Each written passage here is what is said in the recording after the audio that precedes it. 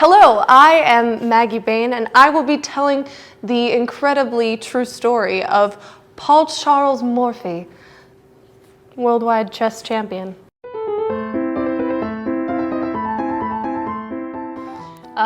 Paul Charles Morphy was born into a comically wealthy family. His father and his uncle didn't have much to do because they had so much money, so they chose to play chess all day.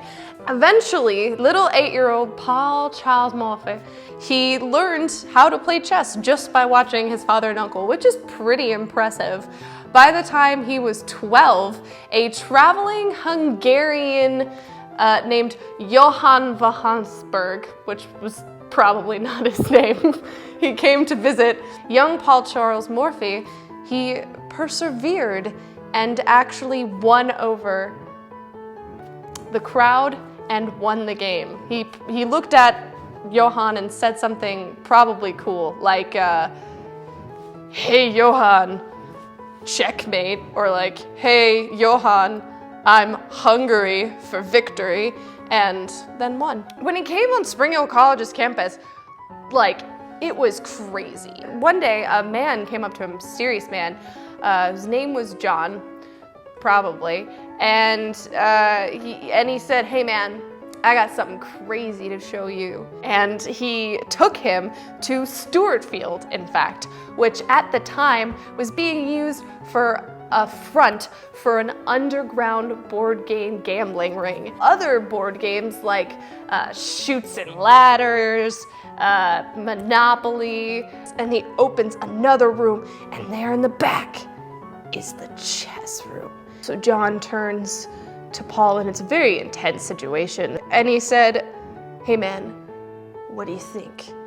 And pulled John close to him and he said, "Hey man, checkmate."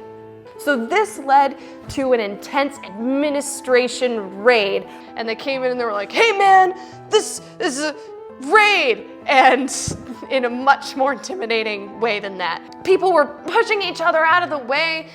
It was crazy. And in the scuffle, John, Paul's dear friend, was shivved or something. So he fell down and he's dying. So Paul looks up at him, looks down at him because John's the one that's dying, and he says, "Yeah, you're dying, so are you okay?" And John's like, "No, I'm pretty not okay because I'm dying." So he says, "Listen, Paul, just promise me one thing, man. Don't give up the game, Paul." And his head rolls over and he dies, and Paul's holding his friend in his arms and he's distraught, and it's very sad, but he got taken away by PubSafe after that. The entire underground gambling ring was destroyed at that point, dismantled, and Paul was a little bit lost for a while. So he decided to take up law.